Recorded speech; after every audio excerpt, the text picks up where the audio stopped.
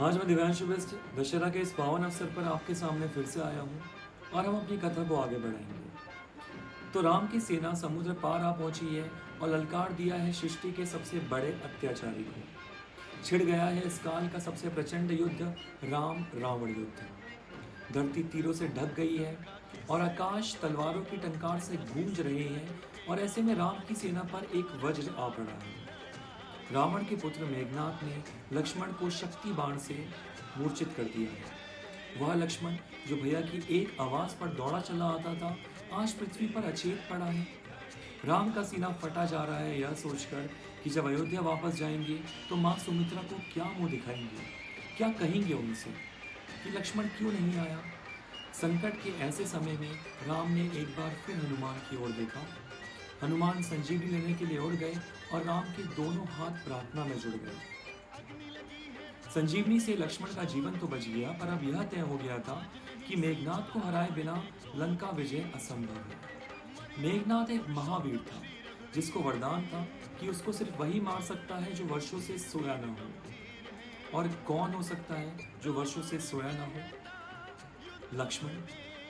जाग रहा ये कौन धनुर्धर जबकि भुवन भर सोता है।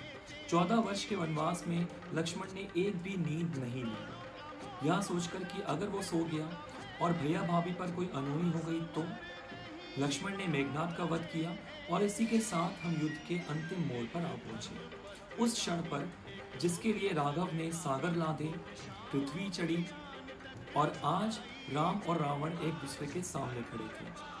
पूरी सृष्टि राम से सिर्फ यही कह रही थी, सर बुराई के 10 हैं, शस्त्र सारे बेबस हैं, जिस पे जिम्मेदारी है तू ही वो अवतारी है। ये घड़ी ये पल है तेरा, तेरे सत्य में बल है तेरा। ओ धनुर्धर अब क्या शंका, मार दे रावण, जीत दे लंका। रावण का अंत हुआ और राम की विजय। तीनों लोगों की जिस पर संपदा थी वो हार गया और भालू और वानरों के साथ लड़ने वाला जीत गया, क्योंकि एक के ऊपर अहंकार था और एक सत्य की लड़ाई लड़ रहा था। तो राम के ऊपर सबसे बड़ा उपकार किसका था? केकई का। अगर केकई राम को वनवास पे नहीं भेजती तो अयोध्या का एक राजकुमार कभी मर्यादा पुरुषोत्तम भगवान श्री राम नहीं बनता। हमारे जीवन की भी हर विपदा केकई है। अगर उसके आभार या उसके उपकार को मान लिया जाए तो जीवन के सारे विषाद धुल जाएंगे और राम बनने के रास्ते खुल जाएंगे।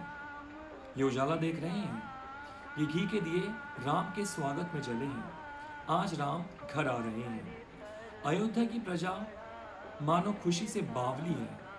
बधाई हो, आज दीपावली है।